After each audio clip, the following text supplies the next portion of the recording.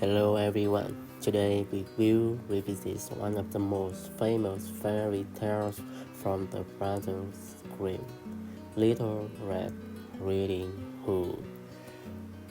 All the visual in this video, as well as character analysis, are created by Aita The Lawless. Join me as we step into a world of magic and culinary lessons, where kindness meets cunning, and where a jungle's journey teaches us timeless truths. And now let us begin the story. Once upon a time, there was a sweet little girl. Everyone who saw her liked her, but most of all her grandmother, who did not know what to give the child next. Once she gave her a little cap made of red velvet.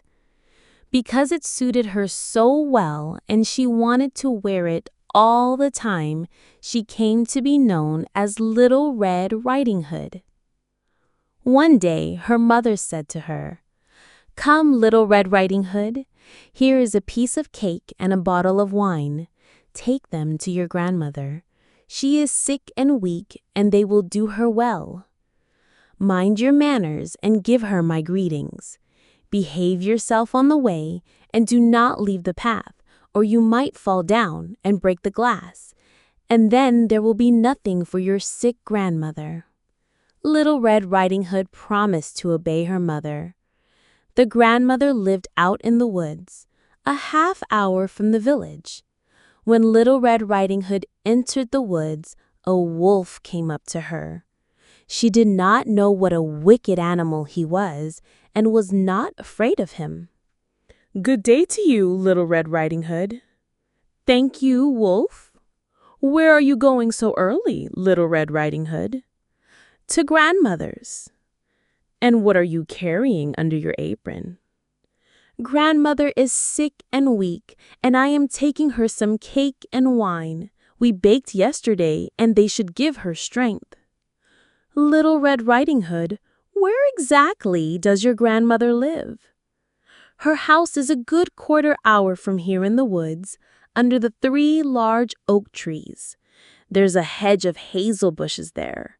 You must know the place," said Little Red Riding Hood.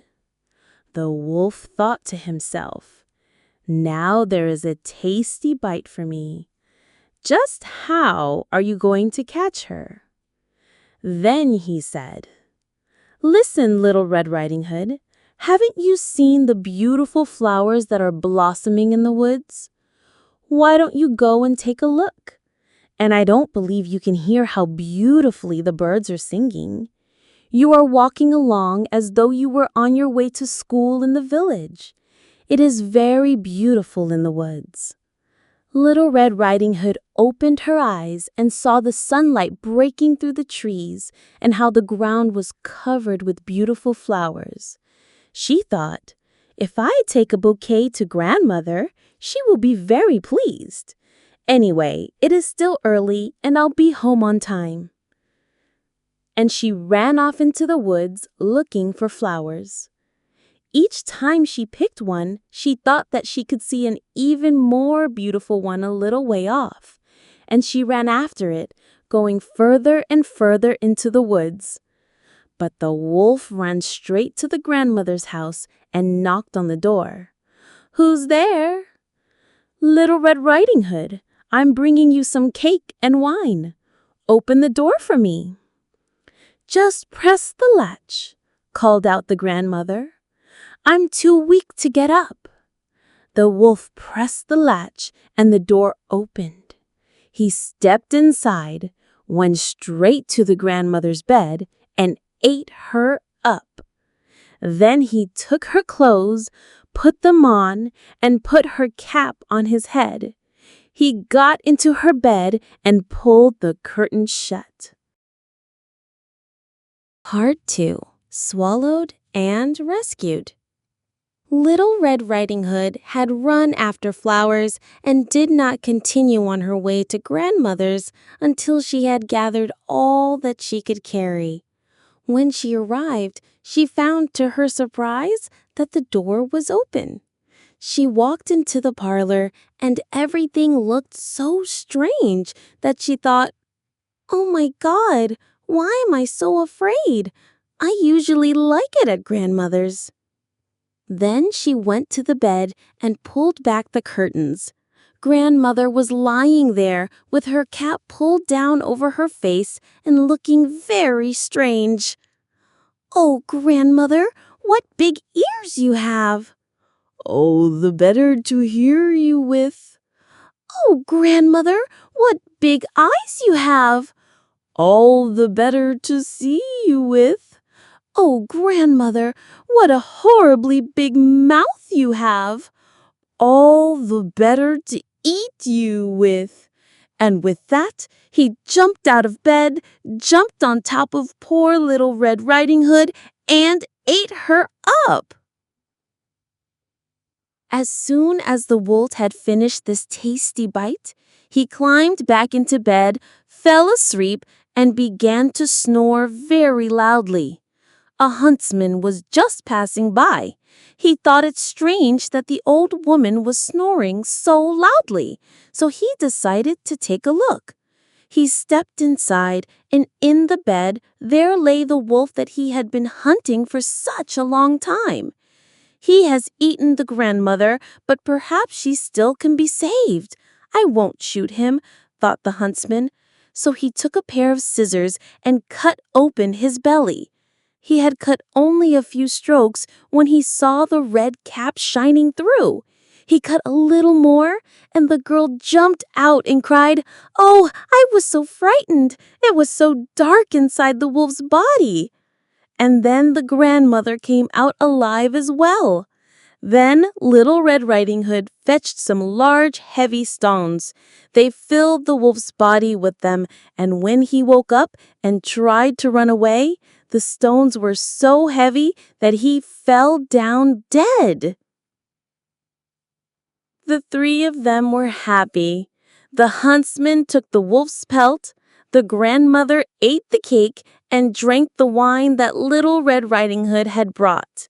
And Little Red Riding Hood thought to herself, "As long as I live, I will never leave the path and run off into the woods by myself if Mother tells me not to." They also tell how Little Red Riding Hood was taking some baked things to her grandmother another time when another wolf spoke to her and wanted her to leave the path. But Little Red Riding Hood took care and went straight to grandmother's. She told her that she had seen the wolf and that he had wished her a good day but had stared at her in a wicked manner. "If we hadn't been on a public road, he would have eaten me up," she said. "Come," said the grandmother, "let's lock the door so he can't get in." Soon afterward, the wolf knocked on the door and called out, "Open up, grandmother. It's Little Red Riding Hood, and I'm bringing you some baked things." They remained silent and did not open the door. The wicked one walked around the house several times and finally jumped onto the roof. He wanted to wait until Little Red Riding Hood went home that evening, then follow her and eat her up in the darkness. But the grandmother saw what he was up to. There was a large stone trough in front of the house. "Fetch a bucket, Little Red Riding Hood," she said. "Yesterday I cooked some sausage. Carry the water that I boiled them with to the trough." Little Red Riding Hood carried water until the large trough was clear full. The smell of sausage arose into the wolf's nose. He sniffed and looked down, stretching his neck so long that he could no longer hold himself, and he began to slide. He slid off the roof, fell into the trough, and drowned. And Little Red Riding Hood returned home happily and safely. The Tale of Little Red reading hood.